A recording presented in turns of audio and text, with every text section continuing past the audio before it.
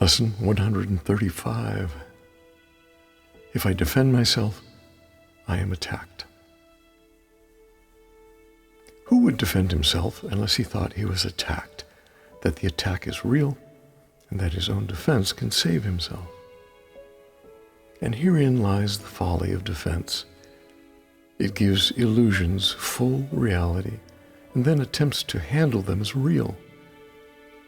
It adds illusions to illusions, thus making correction doubly difficult. And it is this you do when you attempt to plan the future, activate the past, or organize the present as you wish. You operate from the belief you must protect yourself from what is happening, because it must contain what threatens you. A sense of threat is an acknowledgement of an inherent weakness, a belief that there is danger which has power to call on you to make appropriate defense. The world is based on this insane belief, and all its structures, all its thoughts and doubts, its penalties and heavy armaments, its legal definitions and its codes, its ethics and its leaders and its gods, all serve but to preserve its sense of threat. For no one walks the world in armature but must have terror striking at his heart. Defense is frightening. It stems from fear, increasing fear as each defense is made. You think it offers safety, yet it speaks of fear made real and terror justified. Is it not strange you do not pause to ask, as you elaborate your plans and make your armor thicker and your locks more tight, what you defend and how and against what?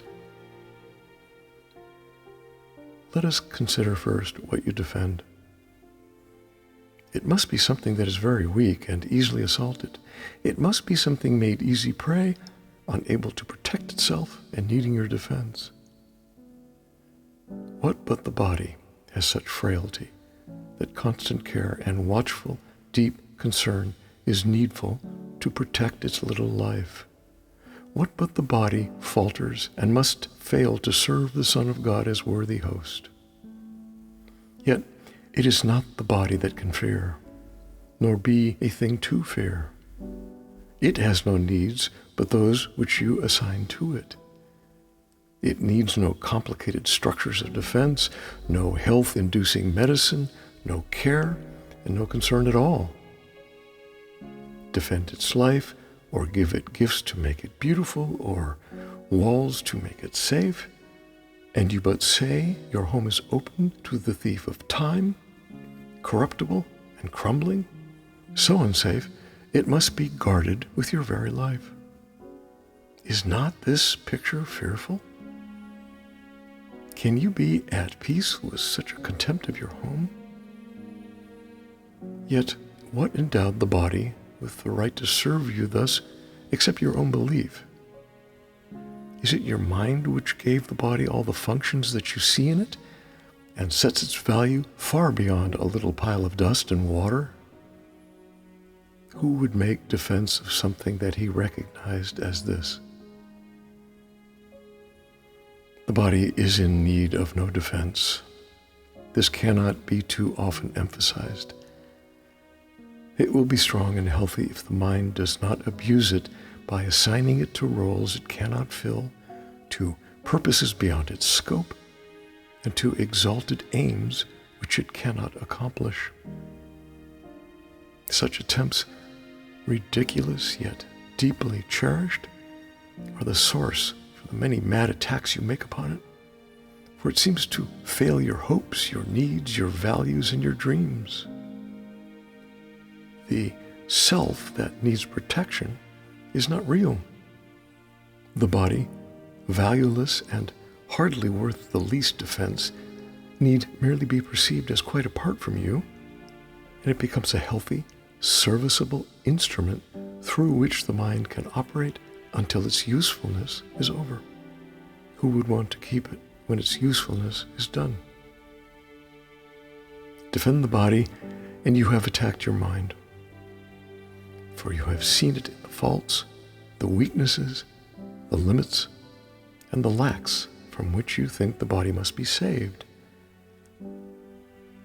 You will not see the mind as separate from bodily conditions, and you will impose upon the body all the pain that comes from the conception of the mind as limited and fragile and apart from other minds and separate from its source.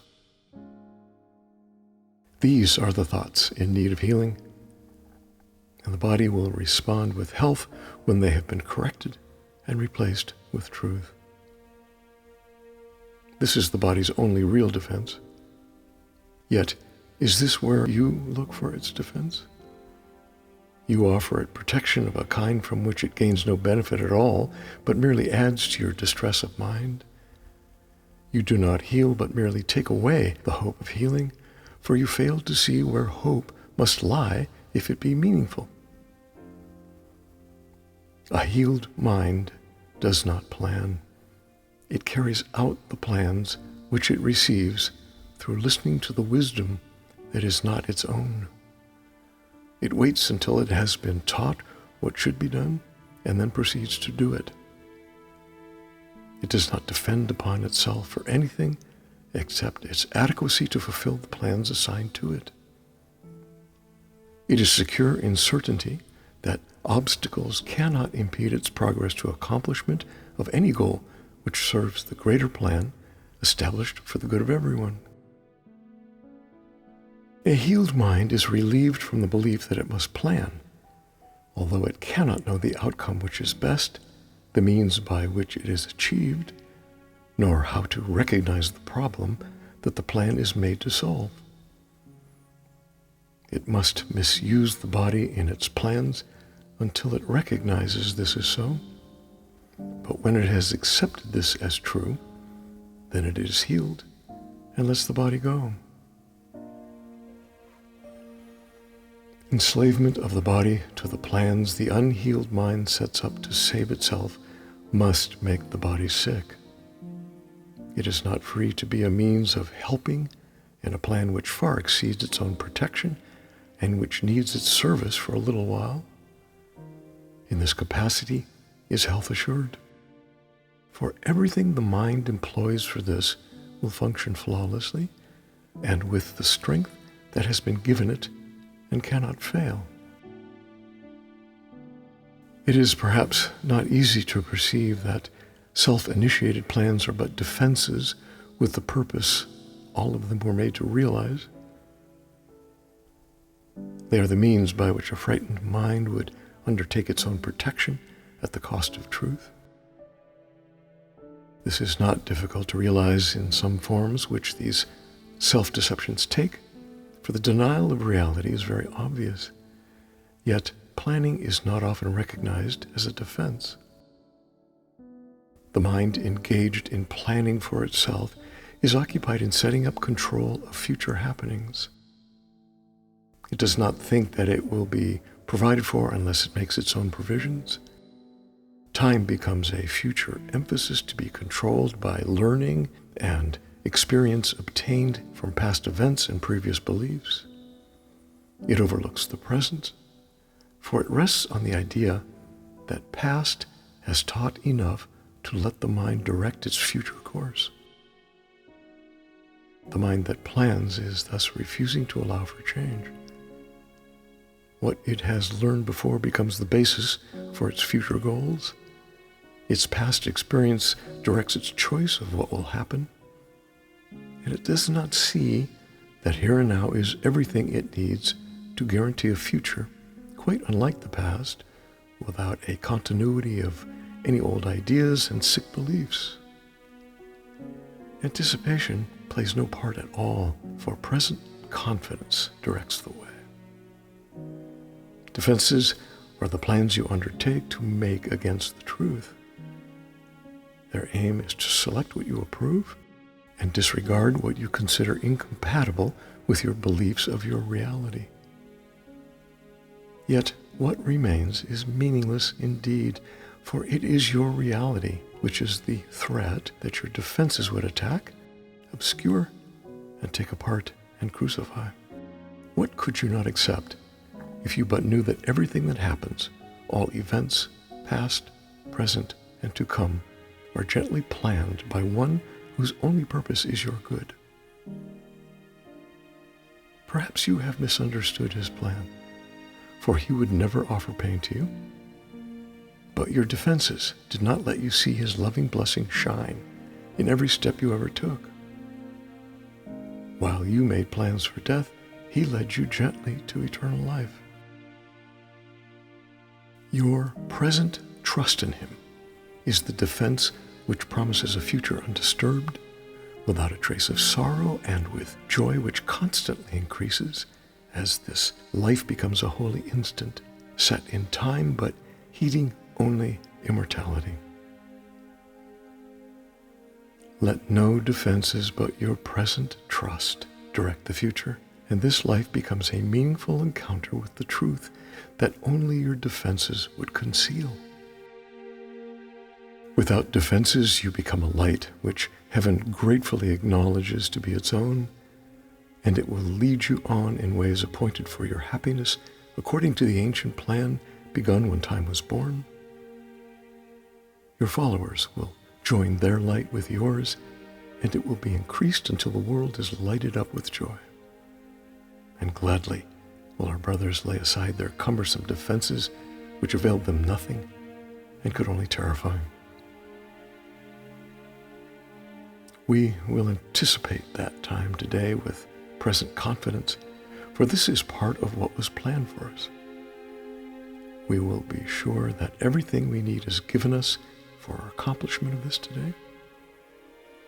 We make no plans for how it will be done, but realize that our defenselessness is all that is required for truth to dawn upon our minds with certainty.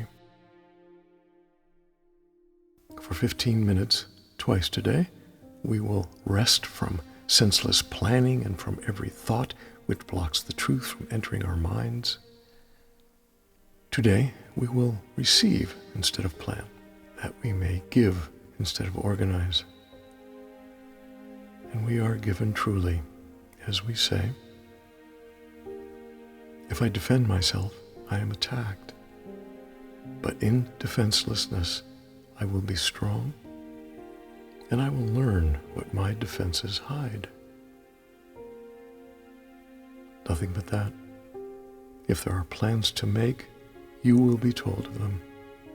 They may not be the plans you thought were needed, nor indeed the answers to the problems which you thought confronted you.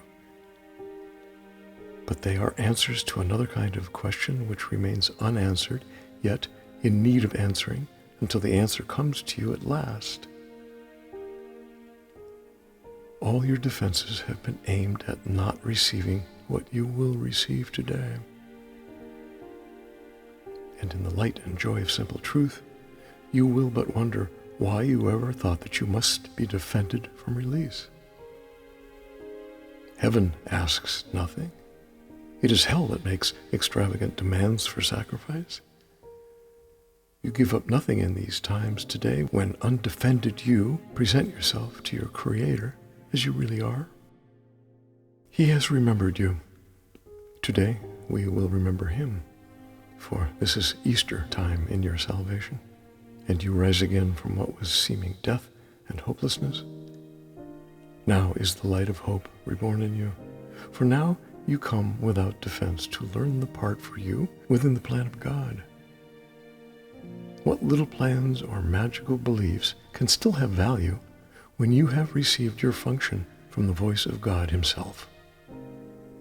Try not to shape this day as you believe would benefit you most, for you cannot conceive of all the happiness that comes to you without your planning. Learn today, and all the world will take this giant stride and celebrate your Easter time with you. Throughout the day, as foolish little things appear to raise defensiveness in you and tempt you to engage in weaving plans, remind yourself this is a special day for learning, and acknowledge it with this. This is my Easter time, and I would keep it holy. I will not defend myself, because the Son of God needs no defense against the truth of his reality.